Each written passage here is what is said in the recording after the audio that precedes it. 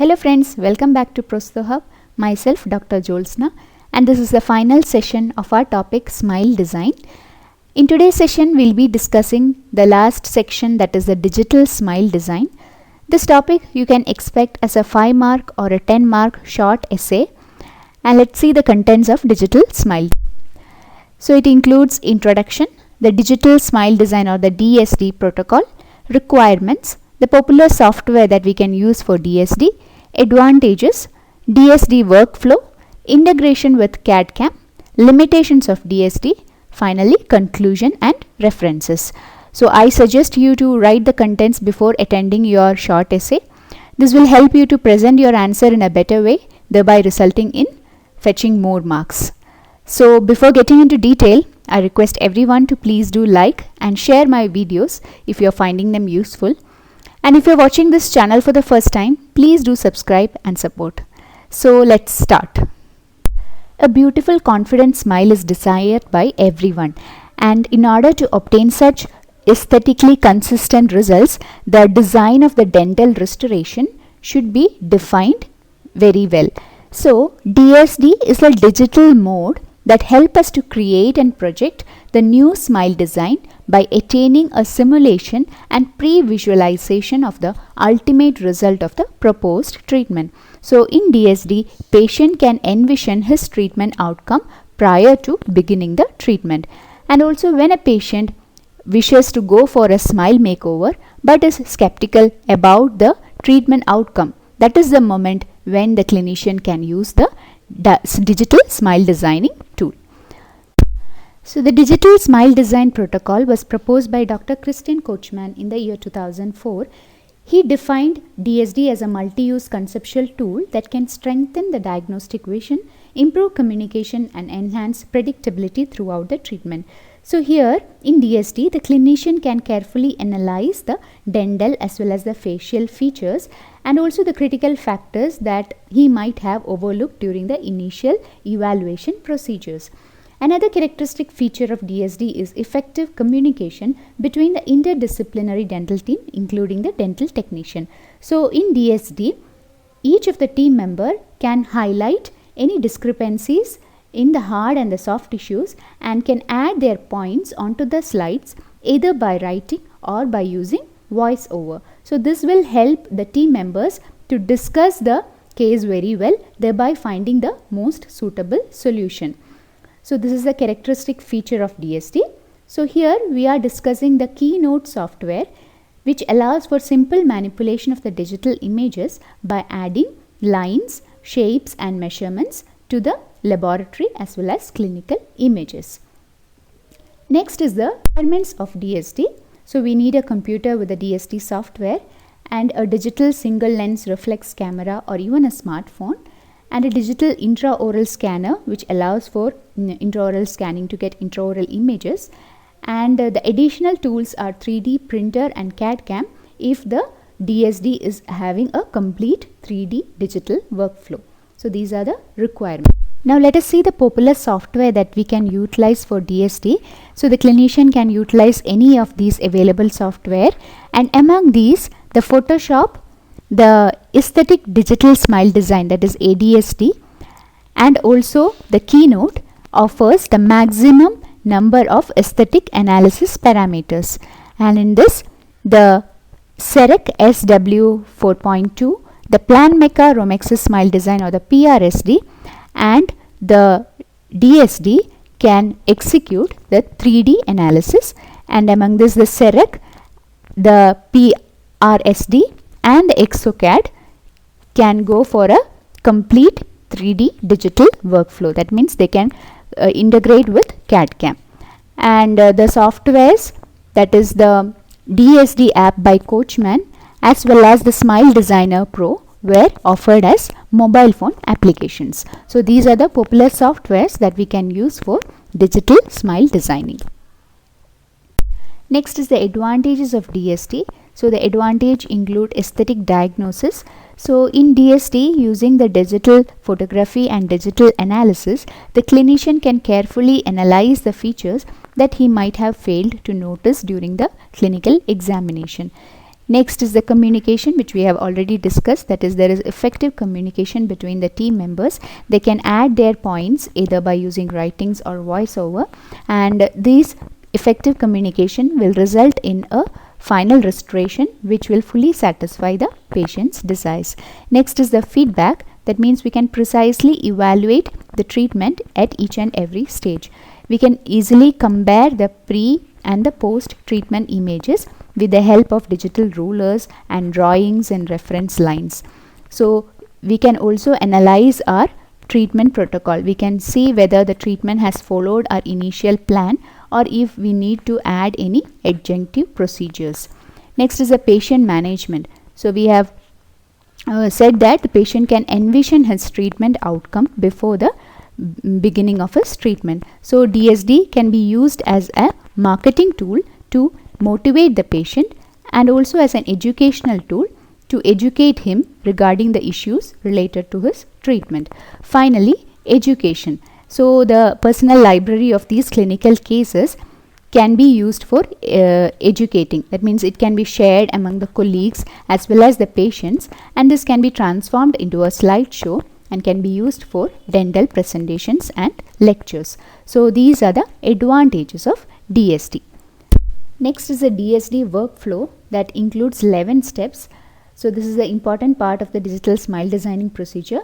So the first step includes digital photography, then the cross, digital face bow, smile analysis, smile simulation, now transferring the cross to intraoral images, measuring the tooth proportion, creating tooth outline, evaluating white and pink aesthetics, digital ruler calibration, and finally transferring the cross to the cast.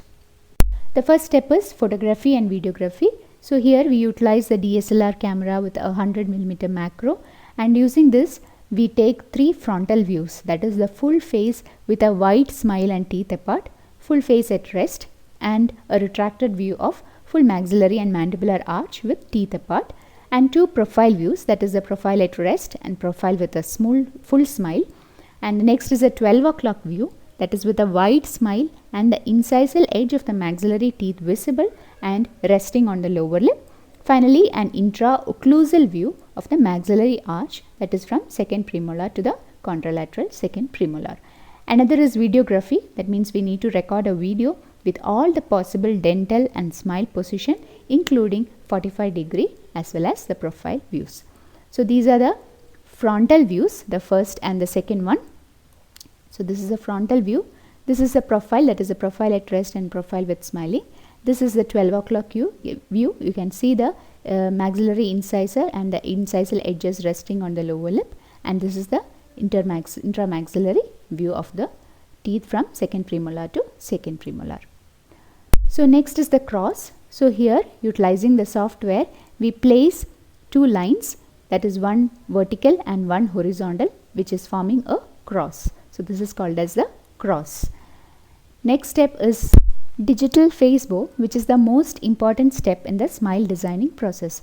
So here we place the facial photograph with a wide smile and teeth apart behind the cross. So here we are relating the full face smile image to the horizontal reference line.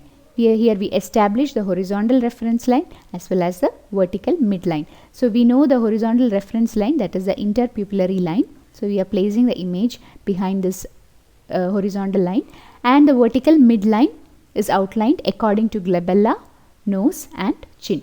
So this is the most important step, that is the digital face bow. Next is smile analysis. So here we drag the horizontal line over to the mouth. So we drag this horizontal line over to the mouth, and this will help us to detect midline shift, occlusal cans, incisal edge position, gingival zenith, etc. So in this image we can see that the incisal edges are not symmetrical, and there is the gingival level is also at different levels. So we can identify this and we can analyze it. Now after analyzing the relationship of the facial lines with the smile, we go for smile simulation.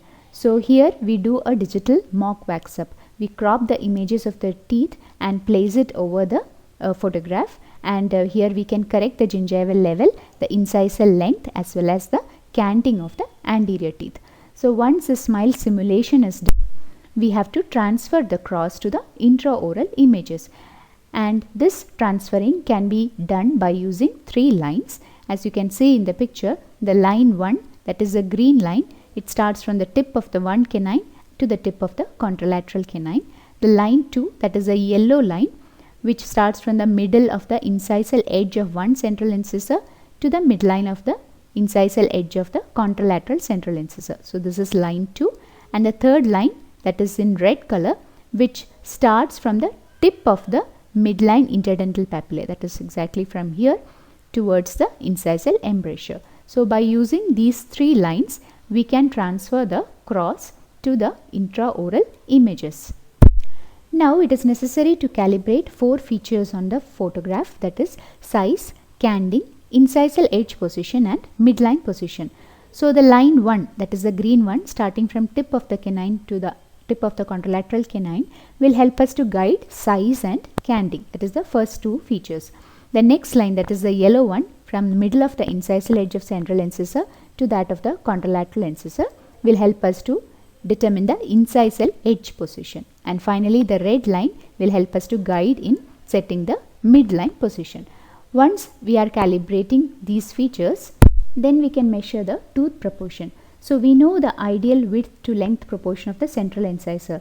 The width of the central incisor should be 75 to 80% of the length. So a rectangle with this ideal proportion is placed on both the central incisor. So this will help us to compare the patient's tooth proportion with that of the ideal proportion. So measuring the tooth proportion is the first step towards understanding how to redesign the smile in the best possible way.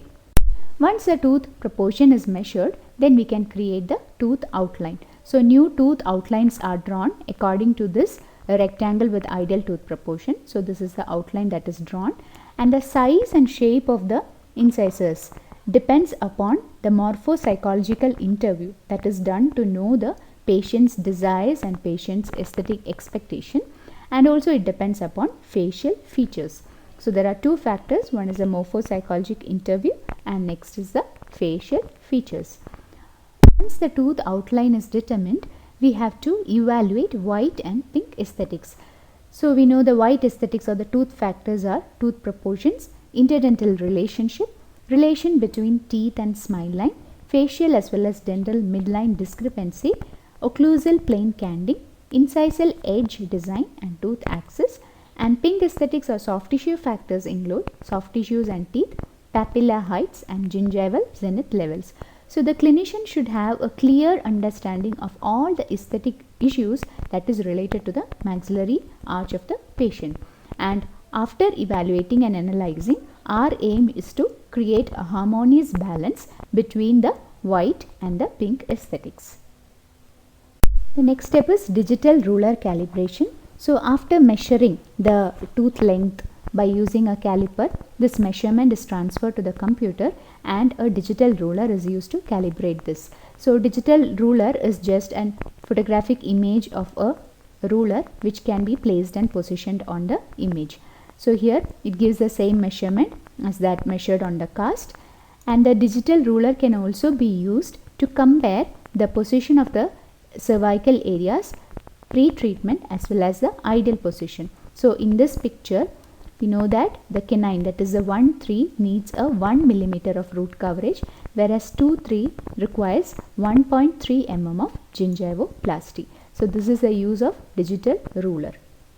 The final step is the transferring of the cross to the cast. That is, we have to transfer the horizontal as well as the vertical lines to the cast. So for this, first you have to drag the horizontal line over the gingival margin. So as you can see in the picture, the line is dragged above the gingival margin, and the distance between the gingival margin and this horizontal line is measured using the digital caliper, and these measurements are recorded on the slides. Similarly, the vertical midline discrepancy, that is, if there is any discrepancy between the facial and the dental midline, that is also noted using the digital ruler, and the measurement is recorded on the slide. Now the same measurement is transferred onto the cast using a caliper, and it is marked using dots, and these dots are joined as you can see in the picture, and then the horizontal reference line is drawn. That is, the transferring of horizontal reference line is done.